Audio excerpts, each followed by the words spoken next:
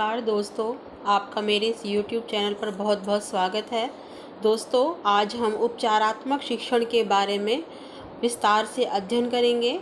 इससे पहले हमने निदानात्मक शिक्षण के बारे में विस्तार से अध्ययन किया था। आपसे अनुरोध है कि अगर आपने वो वीडियो नहीं देखी है तो उसे अवश्य देखें। अब हम बात करते हैं उपचारात्मक शिक्षण के बारे में। उपचारात्मक शिक्षण क्या होता है? उपचारात्मक शिक्षण का जो संप्रत्यय है वो साधारण शिक्षण से भिन्न होता है। भिन्न क्यों होता है?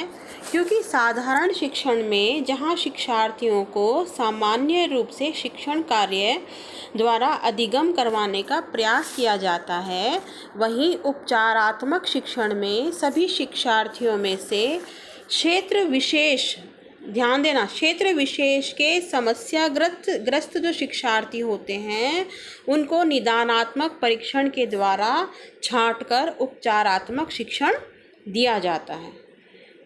ठीक है, यानी कि जिस पर्टिकुलर क्षेत्र में आपकी कमी है उस कमी को पहले निदानात्मक परीक्षण के द्वारा आपको वो कमी ढूंढी जाती है और फिर उस कमी को उपचारात्मक शिक्षण के द्वारा दूर किया जाता है।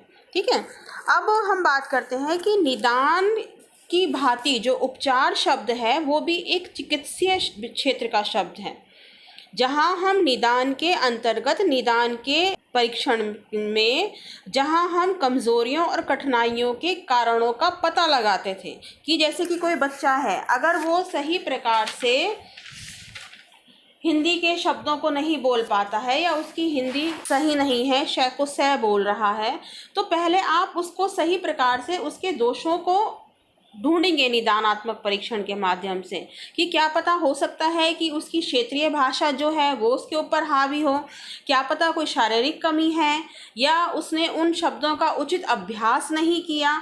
तो पहले अगर हम निदान के द्वारा सही कारणों का सही प्रकार से पता लगा लेते हैं और तो उसका हमें उपचारात्मक जो हम शिक्षण देंगे बच्चे को, उस चीज़ का जो उपचार करेंगे वो भी उन कमियों को ध्यान में रखते हुए करा जाएगा। अर्थात जैसा निदान होगा वैसा ही उपचार भी होगा। जितना हम कारणों को सही प्रकार से पहचानेंगे निदान के द्वारा, उतना ही सही प्रकार से उपचारात्मक शिक्षण का जो कार्यक्रम है, जो कार्य है, वो सही प्रकार से दिया जा सकेगा। ठीक है, अब एक बात और है कि ये उपचारात्मक जो शिक्षण होता है वो ऐसा नहीं कि एक बार हो गया और ख़त्म हो गया। जैसे कि साधारण शिक्षण है, वो आप अध्यापक आता है, क्लास में उसने कराया, शिक्षण कार्य कराया और क्लास ख़त्म, आगे के लिए उसका एक बार से ख़त्म हो जाता है शिक्षण। लेकिन यहाँ पर चीज़ें अलग हैं। यहाँ ये जो प्रक्रिया है वो निरंतर चलती रहती है। क्यों? क्योंकि इसमें पहले परीक्षण किया जाता है। परीक्षण किसका? यानी कि आपका पहले निदान किया जाएगा, फिर उसके बाद शिक्षण अधिगम करा जाएगा, यानी कि अध्यापक जो है वो आपको उस निदान में जो आपकी कमियां निकली हैं, जो कमज़ोरियां पता चली हैं, उनको दूर करने के लिए आपको शिक्षण का कार्य करवाएगा। फिर उसके बाद उसका पुनः शिक्षण होगा, यानी कि फिर दोबारा अध्यापक ये पता करने की कोशिश करेगा कि उसने जो शिक्षण कार्य कराया था विद्यार्थी को उसका अधिगम किस हद तक पूरा हुआ है। तो ये उपचारात्मक जो शिक्षण प्रक्रिया है ये पूरी तरह से एक सर्कल में चलती है। ठीक है, अब हम बात करते हैं उपचारात्मक शिक्षण की परिभाषाओं की। उपचारात्मक शिक्षण की जो परिभाषाएं हैं उसमें सबसे पहले हम देखते हैं योकम एवं सिम्पसन के अनुसार। योकम एवं सिम्पसन क्या कहते हैं कि उपचारात्मक शिक्षण उचित रूप से निदानात्मक शिक्षण के बाद आता है। बात सही है कि पहले आप किसी भी चीज़ का पहले कमज़ोरी का पता लगाएंगे, पहले समस्या का तो पता लगाएंगे, तभी तो आप उपचार करेंगे। तो उपचारात्मक, अगर सही प्रकार से आपको उपचारात्मक शिक्षण देना है तो पहले आप निदानात्मक शिक्षण करवाइए, बच्चे की समस्याओं का पता लगाइए कि बच्चों की समस्याएं हैं किस क्षेत्र में, फिर उन क्षेत्र में जो कमियां निकलती हैं फिर आप उनको उपचारात्मक शिक्षण के द्वारा दूर कीजिए। इसी प्रकार से ब्लेयर एवं जोन्स जो कह रहे हैं वो क्या कहते हैं कि उपचारात्मक शिक्षण वास्तव में उत्तम शिक्षण है जो विद्यार्थियों को वास्तविक स्थिति का ज्ञान प्रदान करता है और जो प्रेरित क्रियाओं के द्वारा उसको अपनी कमजोरियों के क्षेत्रों में अधिक योग्यता की दिशा में अग्रसर करता है। यानी कि उपचारात्मक शिक्षण के द्वारा विद्यार्थी को यह पता चलता है कि उसकी स्थिति वास्तव में है क्या। यानी कि अगर वो मैथ पढ़ रहा है, मैथ कर रहा है, इंग्लिश कर रहा है, हिंदी कर रहा है या जो भी सब्जेक्ट वो पढ़ रहा है, तो उस पर्टिकुलर सब्जेक्ट विषय में उसकी पर्टिकुलर स्थिति क्या है, कहाँ उसकी कमियां हैं और कहाँ उसको सुधार की ज़रूरत है। अगर उसको ये पता चल जाएगा कि मेरी कमियां इस तरफ हैं, तो इस माध्यम से वो अपनी उन कमियों को दूर करता है और अधिक योग्यता की दिशा में वो अग्रसर होता है। ठीक है। अब है उपचारात्मक शिक्षण के उद्देश्य, कि उपचारात्मक जब हम शिक्षण दे रहे हैं बच्चे को, उसके उद्देश्य क्या हैं। देखो, सबसे पहला उद्देश्य तो यही है कि विद्यार्थियों की जो अधिगम संबंधी जो दुर्बलताएं हैं, विद्यार्थी किस वजह से चीज़ों को नहीं सीख पा रहा है, उन दुर्बलताओं को समाप्त करना और विद्यार्थी की क्षमताओं को बढ़ाना। ठीक है। फिर दूसरी बात कि अधिगम संबंधी जो कठिनाइयां हैं, जो कमज़ोरियां हैं, उनको दूर करना। यानी कि क्षमताओं को सिर्फ बढ़ाना ही नहीं है, उनको भविष्य तक के लिए उन दोषों से उसको मुक्त कर देना है। जैसे कि अगर बच्चा गुणा सही प्रकार से नहीं कर पा रहा है, आपने निदान के द्वारा देखा कि बच्चे को भाई गुणा क्यों नहीं कर पा रहा, हो सकता है उसको पहाड़े ही सही प्रकार से याद नहीं है। अब आपने उपचारात्मक शिक्षण के द्वारा उसकी जो अधिगम संबंधी कठिनाई क्या थी, पहाड़े याद नहीं थे, तो आपने उसको पहाड़े, यानी कि बच्चा उन पहाड़ों को इस प्रकार से याद कर ले कि भविष्य में भी वो पहाड़े उसको, जब भी वो उस प्रकार के क्वेश्चन सवाल आए, गुणा घटा भाग, जब भी गुणा और भाग से या और मैथमेटिकल्स के जब वो करता है, तो वहाँ पर उन पहाड़ों का वो सही प्रकार से उपयोग कर पाए। यानी कि भविष्य में भी उन पहाड़ों को वो याद रह सके, उसको इस प्रकार से उसको याद करने हैं। ठीक है। उस प्रकार से उसकी उस कमज़ोरियों को दूर करना है। अगर बच्चा सही प्रकार से हिंदी के शब्दों को या इंग्लिश के शब्दों को सही प्रकार से बोल नहीं पाता, तो वो इस प्रकार से उसका उपचार करना है कि भविष्य तक के लिए उन शब्दों का जो प्रोनाउंसिएशन है वो सही प्रकार से रहे। ठीक है। फिर है दोषपूर्ण आदतों, कुशलताओं एवं मनोवृत्तियों को समाप्त करके उनको आदर्श एवं उत्तम रूप प्रदान करना। ठीक है। इसके अलावा फिर हो जाती हैं कि आप बच्चे की जो अवांछनीय रुचियां हैं, हो सकता है बच्चे की आदतें गलत हों या उसकी रुचियां जो हैं वो सही प्रकार की नहीं हैं, तो उन रुचियों को हमें सही दिशा देकर उसकी रुचियों में उसके दृष्टिकोण में उपचारात्मक शिक्षण के द्वारा हमें कहीं ना कहीं हम चाहते हैं कि परिवर्तन आए। ठीक है। फिर इसके बाद है कि बच्चा जो है, क्योंकि आ किस ले रहा है आपके, बच्चा जो है वो शिक्षण के प्रति रुचि उत्पन्न करना। बच्चा जब तक शिक्षण के प्रति उसकी रुचि उत्पन्न नहीं होगी तब तक वो अधिगम कर ही नहीं सकता। ठीक है। इसलिए बच्चों की उपचारात्मक शिक्षण का ये एक उद्देश्य है कि बच्चा जो है वो शिक्षण के प्रति उसमें रुचि उत्पन्न हो। फिर है कि बच्चे में, विद्यार्थियों में आत्मविश्वास उत्पन्न करना। आपने देखा होगा कि जो भी चीज़, अगर हमें कोई चीज़ नहीं आती तो हमारा आत्मविश्वास उस चीज़ को लेकर डल हो जाता है या कम हो जाता है, लेकिन वही चीज़ अगर आपको सिखा दी जाए तो वो आपकी योग्यताओं में शामिल हो जाती है और ऐसे में आपका जो आत्मविश्वास है वो बढ़ जाता है। तो इसी चीज़ को देखकर उपचारात्मक शिक्षण का जो उद्देश्य क्या है कि विद्यार्थी में जो आत्मविश्वास है उसको जन्म देना, उसको बढ़ाना। फिर है उपचारात्मक शिक्षण की आवश्यकताएं एवं महत्व, की उपचारात्मक शिक्षण की आवश्यकता क्यों पड़ी, हमें क्यों है और इसका महत्व क्या है। सबसे पहले तो वही कि छात्रों की जो अवांछनीय रुचियां हैं, उसके जो आदर्श हैं, उनके जो दृष्टिकोण हैं, उनको वांछनीय रुचियों, आदर्शों एवं दृष्टिकोणों में परिवर्तन करने के लिए। ठीक है। फिर है कि छात्रों के अधिगम संबंधी दोषों को दूर करके भविष्य में उन दोषों से मुक्त करने के लिए।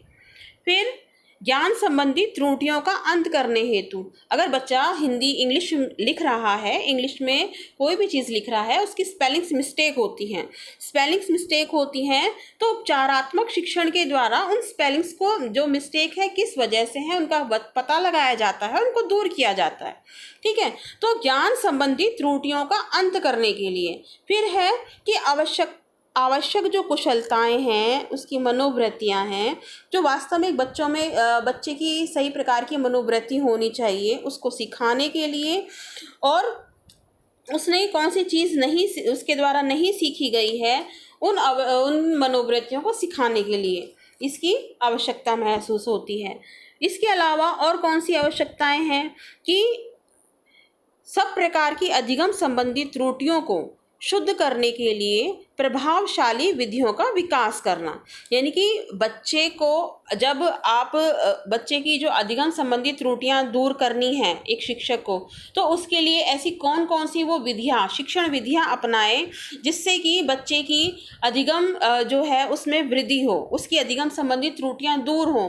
तो कहीं ना कहीं आपकी प्रभावशाली जो शिक्षण विधियां हैं उनका विकास करने के लिए भी उपचारात्मक शिक्षण की आवश्यकता महसूस होती है। फिर है अधिगम संबंधी कठिनाइयों एवं कमजोरियों को दूर करके उनको भविष्य में भी उन दोषों से दोष मुक्त करने के लिए। इसके अलावा बच्चे की दोषपूर्ण जो आदतें हैं, जो किसी कारणवश उसमें आ गई हैं, उनकी कुशलताओं एवं मनोवृत्तियों को समाप्त करके उनको आदर्श एवं उत्तम स्वरूप प्रदान करना। यानी कि बच्चे की जो बुरी आदतें हैं, जो उसकी बुरी मनोवृत्तियां हैं, हमें उनको ख़त्म करके हमें उनकी सही प्रकार से उनको सही दिशा की ओर अग्रसर करना है। किसका उद्देश्य है, इसके लिए भी उपचारात्मक शिक्षण की हमें आवश्यकता पड़ती है। इसके अलावा छात्रों में शिक्षण के प्रति रुचि उत्पन्न करने के लिए, रुचि उत्पन्न कैसे होगी कि देखो, जब भी कोई भी स्टूडेंट, चाहे आप हो चाहे मैं हूँ, अगर हमें ऐसा लगता है कि कोई चीज़ हमें नहीं आती है तो उसके प्रति ऑटोमेटिकली हमारी जो अरुचि विकसित हो जाती है। लेकिन उपचारात्मक शिक्षण के द्वारा जब हम उस कमी को दूर कर देते हैं तो उससे क्या होता है कि बच्चे की रुचि उस चीज़ में दोबारा डेवलप हो जाती है। तो बच्चे की, विद्यार्थी की, शिक्षार्थी की शिक्षण के प्रति रुचि उत्पन्न करने के लिए भी उपचारात्मक शिक्षण की आवश्यकता होती है। जब उसकी शिक्षण के प्रति रुचि उत्पन्न होगी, उसमें इतनी योग्यताएं आ जाएंगी तो बच्चे में आत्मविश्वास भी होगा। तो आप बच्चे के अंदर आत्मविश्वास को जन्म देने के लिए भी उपचारात्मक शिक्षण की हमें आवश्यकता पड़ती है। अब है उपचारात्मक शिक्षण प्रदान करने की विधियां। अब उपचारात्मक शिक्षण प्रदान करने के तरीके कौन कौन से हैं कि एक शिक्षक क्या करे कि वो किस प्रकार से बच्चे के अंदर उपचारात्मक शिक्षण वो दे सके। पहला तो क्या है कि विद्यार्थियों की जो त्रुटियां हैं, उसकी जो गलतियां हैं, उनको यदा कदा आप शुद्ध करते रहें। यानी कि आप अगर बच्चे को क्लास में कोई लेसन पढ़ा रहे हैं, बच्चा अगर कोई हिंदी का लेसन पढ़ रहा है और वो उसको पढ़ते पढ़ते कुछ गलत हिंदी के शब्दों को पढ़ रहा है, तो आप उस गलतियों को वहीं की वहीं आप उसको ठीक कर दें। अगर बच्चे ने सवाल गलत किया है तो आप उसको वहीं के वहीं टोकें और वहीं की वहीं उसको ठीक कर दें। ठीक है, तो बच्चे की जो गलतियां हैं उनको यदा कदा आप वहीं की वहीं उनको शुद्ध करते रहें। इसके अलावा आप एज ए अध्यापक, एज ए टीचर, विद्यार्थियों के अधिगम संबंधी दोषों को व्यक्तिगत रूप से अध्ययन करके उनको दूर करने का उपाय बताना। यानी कि आप व्यक्तिगत रूप से बच्चों के उन अधिगम संबंधी दोषों का पता लगाएं और उनको दूर करने के बच्चे को उपाय बताएं। ठीक है, फिर है विद्यार्थियों की व्यक्तिगत विभिन्नताओं के अनुसार उनको विभिन्न समूहों में विभाजित करके उनके शिक्षण की व्यवस्था करना। यानी कि आपको भी पता है कि हर व्यक्ति एक जैसा नहीं होता। इसी प्रकार से विद्यार्थी भी जो होते हैं वो अलग अलग प्रकार के होते हैं। कोई औसत बुद्धि वाला होता है, कोई मंद बुद्धि होता है, कोई प्रतिभाशाली होता है, कोई सृजनात्मक होता है। तो हमें क्या करना है कि जो विद्यार्थी हैं उनकी व्यक्तिगत पहले विविधताओं को पता लगाएं, उसके बाद उनके अलग अलग समूहों में उनको बांट दें और उन समूहों में बांटकर फिर उसके शिक्षण की व्यवस्था करें। यानी कि ऐसा नहीं हो कि आपकी क्लास में आप मंद बुद्धि या औसत बुद्धि और प्रतिभाशाली बच्चों को एक साथ बैठाकर आप उपचारात्मक शिक्षण कर रहे हैं। नहीं, यहाँ पर आप औसत बुद्धि वाले बच्चों का आपने एक ग्रुप बना दिया, प्रतिभाशाली बच्चों का आपने एक ग्रुप बना दिया, सृजनात्मक बच्चों का एक ग्रुप बना दिया, मंद बुद्धि बच्चों का एक ग्रुप बना दिया। अब उस ग्रुप के जो विविधताएं हैं उनके अकॉर्डिंग हमें शिक्षण कार्य की व्यवस्था करनी है। ठीक है, इसके अलावा हम विद्यार्थियों को छोटे छोटे समूहों में विभाजित करके उनको उनकी आवश्यकता के अनुसार भी शिक्षण कार्य कर सकते हैं। छोटे छोटे समूहों में, यहाँ पर देखो पहले समूह में और यहाँ पर अंतर है। पहले समूह में क्या था, हमने बच्चे की व्यक्तिगत विविधताओं के अकॉर्डिंग उन समूहों को बांटा था, लेकिन यहाँ पर बच्चे की समस्या क्या है। हो सकता है कुछ बच्चे आपकी क्लास में हैं जो मैथ में कमज़ोर हैं, उनका मैथ वीक है, तो हम ऐसे बच्चों का एक ग्रुप बना देंगे। हो सकता है आपकी क्लास के कुछ बच्चों की इंग्लिश जो है, इंग्लिश पढ़ने में उनकी वहाँ कमज़ोरी है, तो हम उस इंग्लिश का बच्चों का, उन 4-5 बच्चों का एक ग्रुप बना देंगे। इसी प्रकार से किसी बच्चे की हो सकता है हिस्ट्री अच्छी नहीं है, तो हम हिस्ट्री से रिलेटेड बच्चों का एक ग्रुप बना देंगे कि वो बच्चे बैठकर अपना जो है वो शिक्षण कार्य कर सकें। यानी कि बच्चों की आवश्यकता के अनुसार उन बच्चों के ग्रुप बांट देना है और फिर उन ग्रुपों को उनकी आवश्यकता के अनुसार हमें शिक्षण कार्य करवाना है। ठीक है। फिर है विद्यार्थियों के अधिगम संबंधी दोषों और उनकी कमजोरियों और बुरी आदतों का निदान करना। यानी कि उपचारात्मक शिक्षण के द्वारा ये भी एक विधि है कि हमें बच्चे की जो अधिगम संबंधी जो कमजोरियां हैं, उसकी जो बुरी आदतें हैं, उन आदतों का हमें निदान करना। ये था हमारा उपचारात्मक शिक्षण। उम्मीद करती हूँ आपको उपचारात्मक शिक्षण क्या है, उसकी आवश्यकता क्यों पड़ी, उसका अर्थ क्या है, उसके महत्व क्या है, उपचारात्मक शिक्षण की विधियाँ क्या हैं, ये आपको अच्छी प्रकार से समझ में आ गई होंगी। अगर आपको ये वीडियो पसंद आता है तो इस वीडियो को लाइक और शेयर अवश्य करें। धन्यवाद।